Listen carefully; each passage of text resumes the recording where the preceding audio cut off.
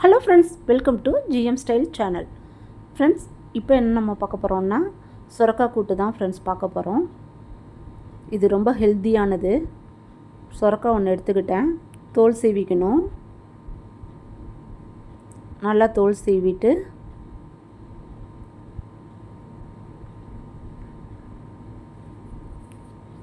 குட்டி குட்டியாக வெட்டிக்கிட்டேன் ஃப்ரெண்ட்ஸ்.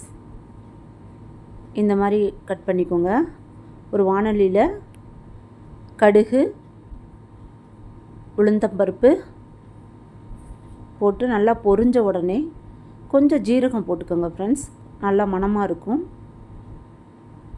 பச்சை மிளகாய் ஒரு 3 பச்சை மிளகாய் காரத்துக்கு ஏற்ற மாதிரி, கருவேப்பிலை போட்டு நல்லா பொரிஞ்ச உடனே ஒரு 1/2 டம்ளர் தண்ணி ஊற்றிக்கிட்டேன் ஃப்ரெண்ட்ஸ்.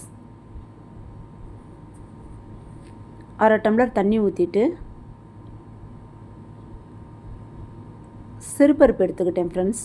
ஒரு 3 டேபிள் ஸ்பூன் சிறுபருப்பு, பாசிப்பருப்பு அப்படின்னு சொல்லுவாங்க. போட்டு நல்லா கிண்டி விட்டுருங்க ஃப்ரெண்ட்ஸ். கிண்டி விட்டதுக்கு அப்புறமா நம்ம அரிஞ்சு வச்ச சுரைக்காயை இதில் போட்டுடலாம். போட்டுட்டு கொஞ்சம் கலந்து விட்டுருங்க. கலந்து விட்டுட்டு ஒரு தட்டு போட்டு மூடி வச்சிடலாம். பருப்பும் சுரைக்காயும் சேர்ந்து வெந்துடும்.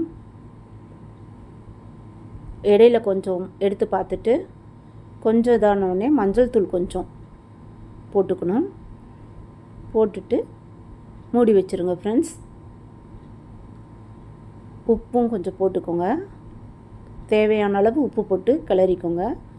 நான் கல் உப்பு தான் யூஸ் பண்ணுறேன். கல் உப்பு ரொம்ப நல்லதுன்னு சொல்லுவாங்க.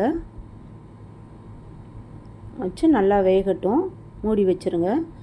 வெந்ததுமே கிளாஸ் மாதிரி இருக்கும் ஃப்ரெண்ட்ஸ். நல்லா தெரியுதுங்களா? நல்லா வெந்துருச்சுங்கிறது. நல்லா வதங்கிரும். பருப்பும் நல்லா வெந்திருக்கும். தண்ணி நல்லா சுண்டிடணும். சுண்டினோடனே இந்த பதத்தில் தேங்காய் ஒரு 1/4 கப்பு தேங்காய் போட்டு நல்லா கிளறி விட்டுட்டிங்கன்னா சுவையான சுரைக்காய் கூட்டு ரெடி ஃப்ரெண்ட்ஸ். இது ரொம்ப உடம்புக்கு ரொம்ப நல்லது.